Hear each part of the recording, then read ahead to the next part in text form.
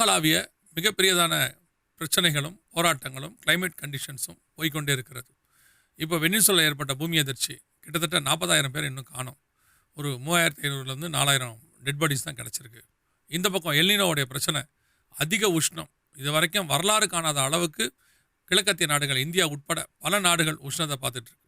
இது இல்லாமல் global warming ஃப்ரான்ஸிலேருந்து யூகேலேருந்து 5,000 பேர் 10,000 பேர் சாகிற அளவுக்கு போயிட்டுருக்கு. ஒரு பக்கம் ஒரு ஆயில் ரிஃபைனரி அதை அடிச்சிருக்கிறாங்க. சவுதி அரேபியா தாக்கப்பட்டிருக்கு, குவைத் தாக்கப்பட்டிருக்கு. உலகளாவே ஒரு பெரிய கலவரங்கள் போய்கொண்டே இருக்குது, பெரிய பெரிய விஷயங்கள் நடந்துக்கிட்டே இருக்குது.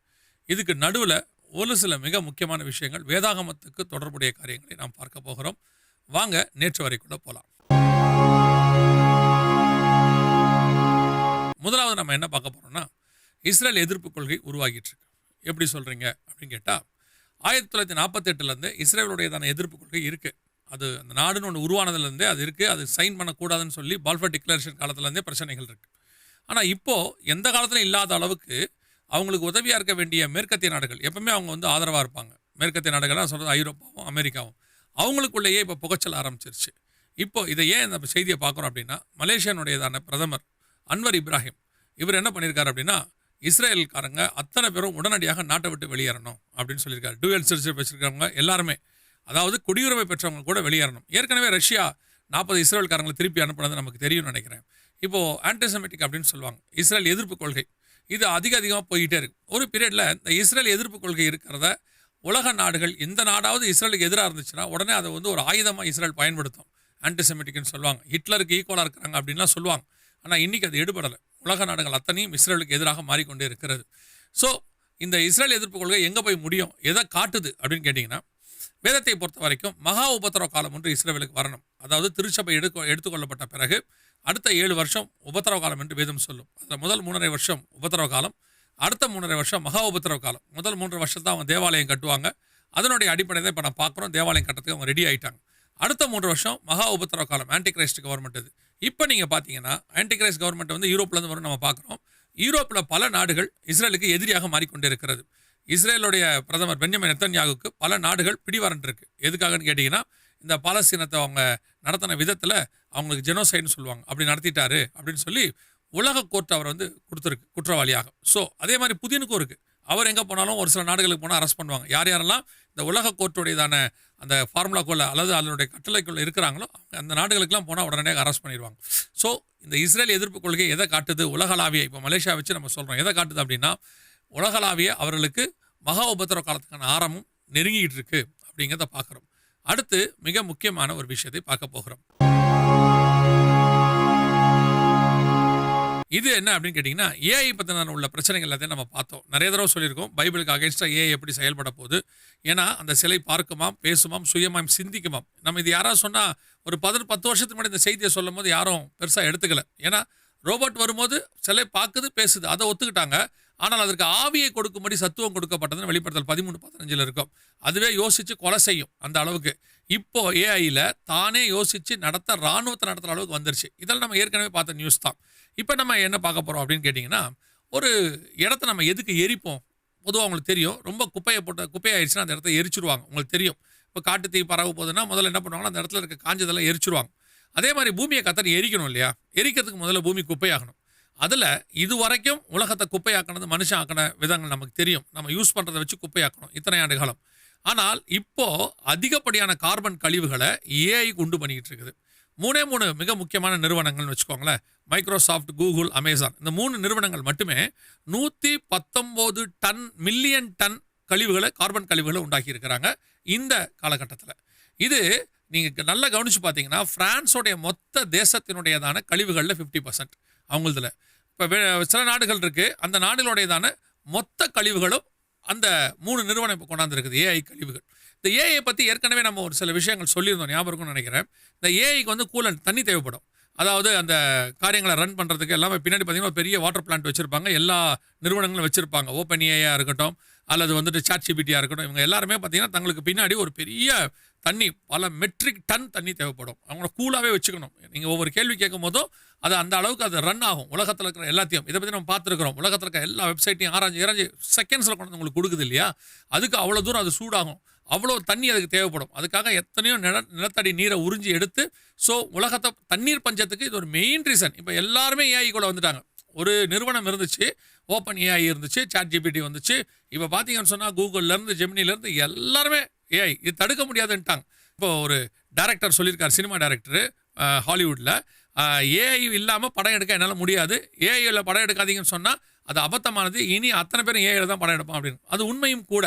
ஸோ நல்லா கவனிச்சு பார்த்தீங்கன்னு சொன்னால் இப்போது மிகப்பெரியதான தண்ணி பஞ்சம் இதெல்லாம் ஏஐ காரணமாக இருந்துச்சா, இப்போ கழிவுகளுக்கும் அதுதான் காரணமாக மாறிடுச்சு. இன்னும் இது ஆரம்ப கட்டமே இவ்வளோ தூரம் இருக்குது. இன்னும் போக போக இதெல்லாம் சேர்ந்து என்ன ஆகும் தெரியுமா? ஒரு நாள் எரிக்கணும் தானே எல்லா கழிவுகளையும், அது எரிய தொடங்கும். பூமியானது அக்கினிக்கு இரையாய் வைக்கப்பட்டிருக்கிறது. நம்ம ஏற்கனவே விண்வெளியில் நம்ம கழிவுகளை உண்டாக்கிட்டோம், சேட்டலைட்ஸ் வழியாக பூமியை நம்ம குப்பையாக்கிட்டோம், நம்ம எல்லாருக்கும் தெரியும். அது மட்டும் இல்லாமல் கம்ப்யூட்டர் கழிவுகள்னு சொல்லுவாங்க. நம்ம கம்ப்யூட்டர் யூஸ் பண்ணி தூக்கி போடுறோம்ல, இதை எல்லாத்தையும் கொண்டு போய் கடலில் கொட்டி கடலையும் குப்பையாக்கிட்டோம். இப்போ எல்லாத்தையும் குப்பையாக்கிட்டு கடைசியாக விண்வெளியில் இருக்கிற பார்த்தீங்களா காற்று, இதையும் குப்பையாக்குறோம், கார்பன் டை ஆக்சைடு. ஸோ பூமியானது அக்கினிக்கு இரையாய் வைக்கப்பட்டிருக்கிற வசனம் 100% நிறைவேறுகிற இடத்துக்கு நாம் வந்துவிட்டோம். கடைசியாக ஒரு மிக முக்கியமான விஷயத்தை நாம் பார்க்க போகிறோம். ஹார்வர்ட் யூனிவர்சிட்டியில் ஒரு ஆய்வு நடத்தினாங்க, 80 வருஷமாக நடத்தியிருக்கிறாங்க. அதோட ரிசர்ச்சில் இப்போ ஒன்று கொடுத்துருக்காங்க. என்ன கொடுத்துருக்காங்கன்னா, வெரி சிம்பிள், பைபிள் சொன்ன ஒரே வார்த்தை தான் அதை கொடுத்துருக்குறாங்க. மனிதன் தனிமையாக இருப்பது நல்லதல்ல. இவ்வளோ மனுஷனுடையதான இன்றைக்கி உள்ள இவ்வளோ பிரச்சனைக்கு காரணம் என்ன அப்படின்னு கேட்டிங்கன்னு சொன்னால், மனிதனுக்கு தனிமை. அவன் ஃப்ரெண்ட்ஷிப்னு ஒன்று இல்லாததுனால, அவனுக்கு துணைன்னு ஒன்று இல்லாததுனால அவன் இவ்வளோ பெரியதான ஒரு டிப்ரெஷன், ஸ்ட்ரெஸ்ஸு. அதாவது நம்ம ஒரு நல்ல விஷயத்தை புரிஞ்சுக்கணும். ஒரு வசதியை நம்ம எதுக்கு உண்டாக்குறோம்னா, நமக்கு ஏற்கனவே இருக்க ஸ்ட்ரெஸ் போகிறதுக்கு தான். இப்போ நீங்கள் கையில் நல்லா துணி துவச்சி உடம்பு ரொம்ப வீக் ஆயிடுச்சு, இப்போ நம்ம என்ன பண்ணுறோம், ஒரு வாஷிங் மிஷின் கொண்டு வரோம், அதனால் உடம்பு வலி போகும் அப்படின்னு நம்ம நினைக்கிறோம். யூஸ்வலாக சொல்லக்கூடியது உடம்பு வலி போகும், கொஞ்சம் ரிலாக்ஸாக இருப்போம், கொஞ்சம் ரெஸ்ட் எடுக்கலாம் அப்படின்னு தான் நம்ம எடுக்கிறோம். எல்லாமே அப்படி தானே கொண்டு வருவோம். ஆனால் இவ்வளோ டெக்னாலஜிஸ், இவ்வளோ ஃபேக்ட்ரிஸு, இவ்வளோ விதமான காரியங்கள் கொண்டு வந்த பிறகு எல்லாமே மனுஷனுக்காக தான். இது அத்தனையும் கண்டுபிடிச்சது மனுஷனுக்காக மட்டுமே. அந்த மனுஷனுக்காக கண்டுபிடிச்ச எல்லாமும் மனுஷனுக்கு நிம்மதியை கொடுத்துச்சா, சந்தோஷத்தை கொடுத்தாச்சுன்னா இல்லை. மனுஷனுக்கு சந்தோஷத்தை இன்னொரு மனுஷனால தான் கொடுக்க முடியும்னு 80 வருஷமாக ரிசர்ச் பண்ணி சொல்லியிருக்கிறாங்க. எவ்வளோ அழகாக ஆண்டவர் சொல்லியிருக்கார் பாருங்க, மனிதன் தனிமையாக இருப்பது நல்லதல்ல. இந்த ஒரு வார்த்தைக்கு 80 வருஷம் ரிசர்ச். இன்றைக்கி ரிசர்ச் பண்ணி கடைசியாக கண்டுபிடிச்சது அதுதான். உங்கள் செல்ஃபோனோ, டிவியோ, உங்கள்கிட்ட இருக்க டெக்னாலஜியோ எதுவுமே உங்களுக்கு ஏற்ற துணை இல்லைங்கிறத அவங்க கண்டுபிடிச்சிருக்காங்க. இப்போ 2வது பார்ட், இதிலே இன்னொரு விஷயம்னு வச்சுக்கோங்களேன். இப்போ சீனாவில் ஒரு ரோபோட் கண்டுபிடிச்சிருக்கிறாங்க. இப்போ அந்த ரோபோட்டுக்கு பயங்கரமான மரியாதை, மவுஸ் கிடச்சிருக்கு. என்னென்னு கேட்டிங்கன்னா 17 லட்சத்துலேருந்து 1,40,00,000 வரைக்கும் அந்த ரோபோட் கிடைக்குது. இது என்னென்னு கேட்டிங்கன்னா ஒன்றுமே இல்லை, துணை. உங்களுக்கு ஏற்ற துணையாக அந்த ரோபோட்டை கொடுத்துட்றாங்க. நீங்கள் என்ன வடிவில் கேட்குறீங்களோ, என்ன செய்கிறீங்களோ, இதுதான் இது வரைக்கும் ஹியூமனாய்டு ரோபோட்லேயே நமக்கு மனுஷனுக்கு இன்ட்ராக்ட் பண்ணுறதுக்கு, கூட வாழ்கிறதுக்கு இதுதான் தி பெஸ்ட்டு கண்டுபிடிப்பு அப்படின்னு அவங்க சொல்லியிருக்கிறாங்க. இப்போ யோசிச்சு பாருங்கள், இப்போது மனுஷன் கடைசியாக மிஷினை நம்பராக ஃபோனை பார்த்துக்கிட்டு இருந்தான், டிவி பார்த்துக்கிட்டு இருந்தான், அப்புறம் ஃபோனை பார்த்தாங்க, அப்புறம் ஏஐயோட பேசிக்கிட்டு இருந்தாங்க உட்காந்து. இப்போ ஒரு ரோபோட்டு, அதாவது ஹியூமனாய்டு ரோபோட்டே கொண்டாந்து அதோடு கூட வாழலாம் அப்படிங்கிற ஒரு இடத்துக்கு வராங்க. இப்போவும் சொல்கிறேன், மனிதன் தனிமையாக இருப்பது நல்லதல்லைங்கிறத ஹார்வர்ட் யூனிவர்சிட்டி கண்டுபிடிச்சு சொல்லிருச்சு. ஆனால் ஏற்ற துணை எதுங்கிறத இப்போ நம்ம பார்க்க போகிறோம். ஏன் தெரியுமா? இப்போ இவங்க எல்லாத்தையும் ஏற்ற துணையாக எதையோ பண்ணிவிட்டு கடைசியாக ரோபோட்டையும் கொண்டு நிறுத்தியிருக்கிறாங்க. இப்போ அவன் என்ன சொல்கிறான்னா, எல்லாருக்குமே ஒரு மாற்று கருத்துன்னு ஒன்று இருக்கும். ஏற்ற துணைனா நம்ம சொல்லக்கூடியது 100% ஃபிக்ஸ் ஆகிருக்கும்னு சொல்ல முடியாது. கொஞ்சம் மாறுபாடான சிந்தனைகள் இருக்கும், அவங்களுக்குள்ள வாக்குவாதங்கள் இருக்கும், இவங்க கருத்து அவங்க கருத்து வேறு வேறையாக இருக்கும், வெறுப்புகள் இருக்கும். ஆனால் இவன் என்ன சொல்கிறான் மனுஷன், அந்த ரோபோட் என்னுடைய 100% என் விருப்புக்கு ஏற்ற மாதிரி இருக்கே அப்படின்னு சொல்கிறான்.